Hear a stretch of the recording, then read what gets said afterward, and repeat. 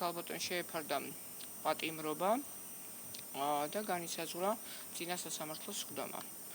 ეს იყო დღესდღეობით ამ საქმესთან დაკავშირებით. ბრალს არ აღიარებს ქალბატონი, ბრალი აქვს წარდგენილი განზრახ მკვლელობის დამამძიმებელ გარემოებაში ოჯახის წევრის მიმართებაში. ჩვენ სადავოდ ავხდით ამ ბრალდებას, რა თქმა უნდა, გარდა მაგისა ამ საქმესთან დაკავშირებით მთელი რიგი საგამოძიებო მოქმედებებია ჩასატარებელი, ასევე ჩვენის მხრიდანაც მოწმეებია დასაკითხი, ჩასატარებელია ექსპერტიზა, რა თქმა უნდა, სამედიცინო ექსპერტიზაა ჩასატარებელი ამ საქმესთან დაკავშირებით.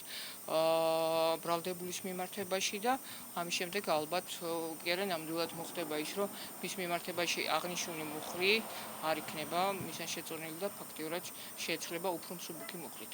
გირაო ჩვენს მიერ შეთავაზებული იქნა გირაო 10,000 ლარის ოდენობით, გარდა მაგისა წარდგენილი იყო მთელი რიგი მტკიცებულებები შვილის მიმართებაში მისი ჯანმრთელობის მდგომარეობასთან დაკავშირებით, მაგრამ მას შეერჩა პატიმრობა.